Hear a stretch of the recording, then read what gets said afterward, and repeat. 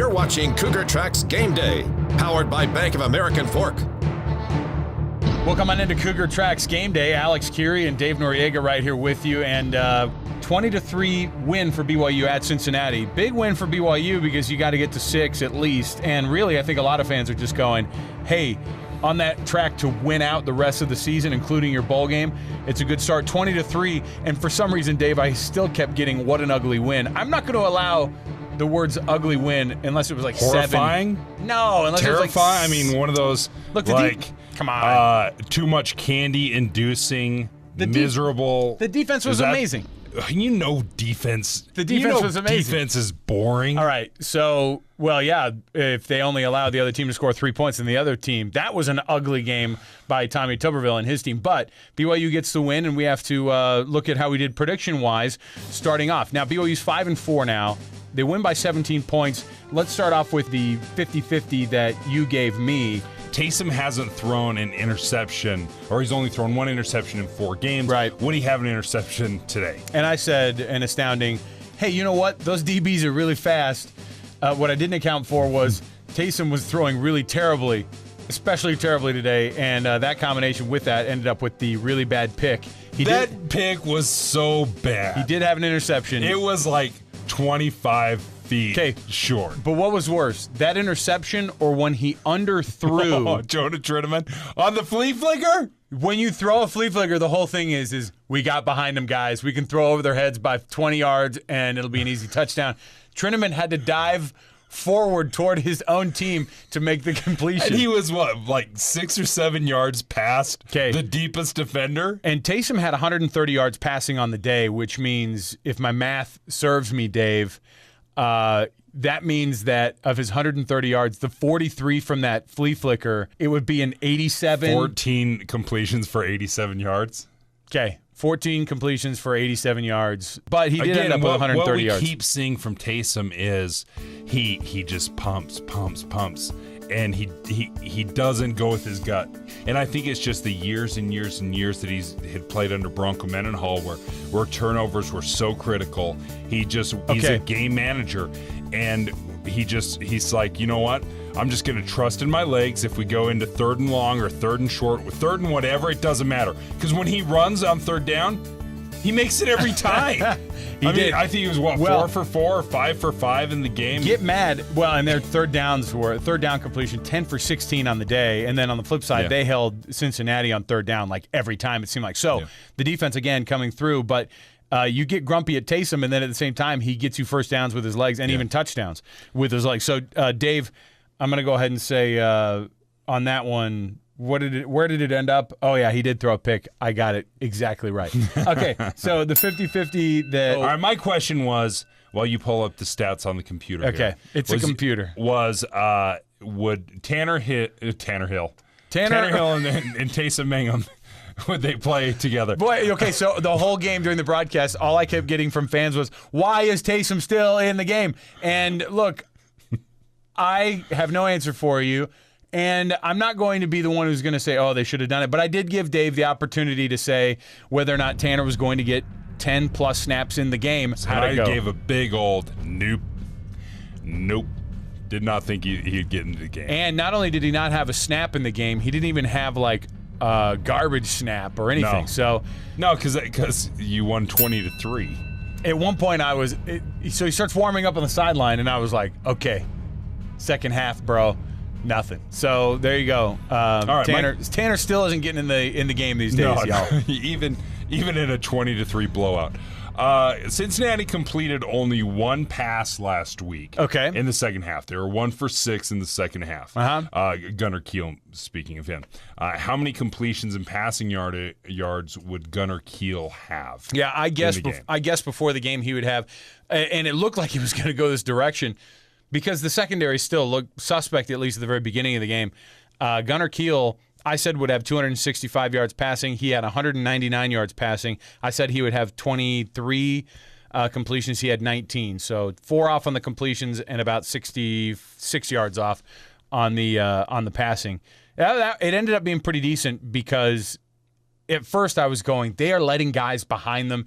It was a soft zone between the linebackers and the secondary, and I went, they're going to eat this thing up. Gunnar Kiel, you talk about a guy who's gone backward. You think BYU fans are grumpy about the way their quarterback situation has gone a little bit?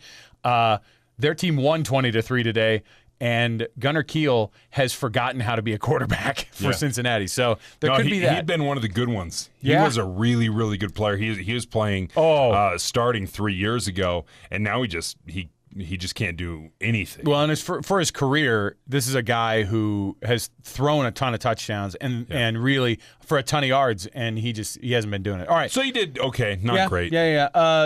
Taysom, the question that I had for you is not having to do with Taysom Hill, but he ended up contributing at least to the rushing side for BYU. I asked you, because Cincinnati has been so poor on the rushing game themselves, if they could eclipse 100 yards or maybe how many yards on the ground they would have against this BYU defense. At first, they were taking chunks away, and I was going, what is going on here? Because this Cincinnati team doesn't run the ball well. I asked you to guess, and I thought you were crazy. And I thought with the injuries to the interior part of the defensive line, I thought BYU was going to struggle a little bit. And early on in the game, they really did.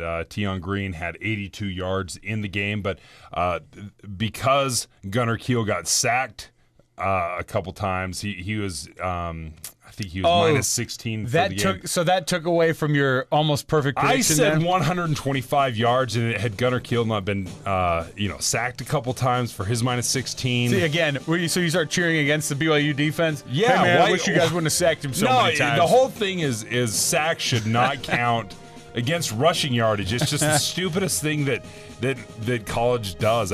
Do they do it in the NFL? I no can't idea. remember. I don't think idea. so. All But right. the fact is they ran for 96 yards, basically 100. I was 25 yards off, so You were 30 yards off. basically All right. nailed it. All right, so As usual. a lot of rounding up. So I'm 2 for 2. A lot of for rounding up. nailing my grades so far. A lot of rounding up. You were 66 yards off, and you think you're good. With You're like, passing. dude, I was 66 yards off in passing. Okay, you had a way easier. BYU always has more rushing yards than passing yard. You're 66 yards off.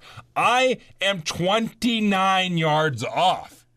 I hit a home run. Is he done yet? I'm like the Cubs in the World Series, man. I dominated this one. And you hate the Cubs, and I hate you officially right now because you are doing this weird. That's why I have to. This revisionist history will not stand. Okay, now listen. I will say this.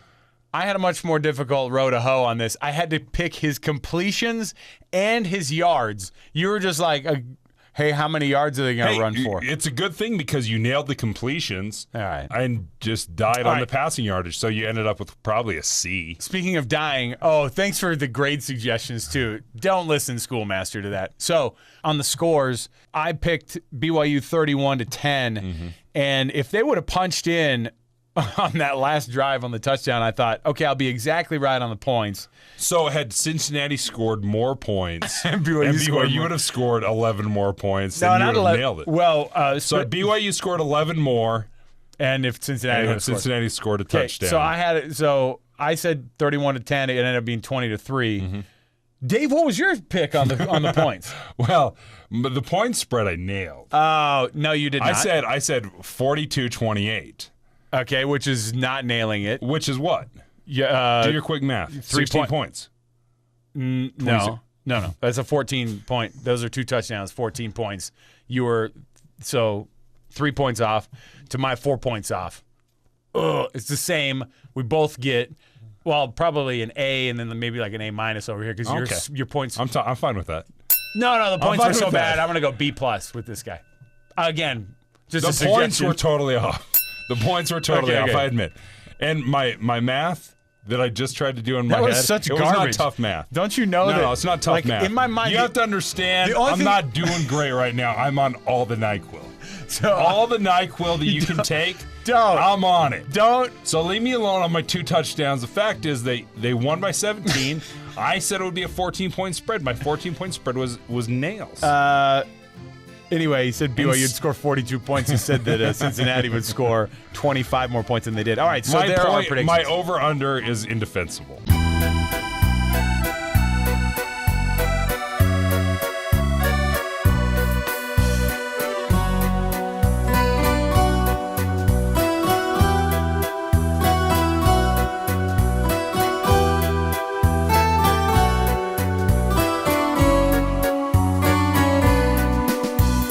another week of predictions. The bottom line is BYU wins. Surprisingly, we did very well. Yeah, BYU wins this week, 17-point win, and they're look, that's as much as you can ask for a BYU team who has been it's one of the only times they've been able to say, okay, we're not going to the last drive of the game. Yeah. So that's comfortable. A 17-point blowout. At 20-3. I think the defense was amazing. Jamal Williams, 25 carries for 92 yards, but he got dinged up. He got hurt. Oh, another thing, Squally Canada walked off the sidelines with the hand, holding his wrist. Yeah. Hand injury. I mean, that's pretty scary.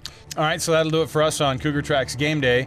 BYU versus Southern Utah next week. FCS opponent at Provo. So BYU does not go on the road at all the rest of the year. 3 more home games to wrap up the regular season. That wraps it up for us. For Dave Noriega, I'm Alex Kirry. The Prediction Machines will be back again next week.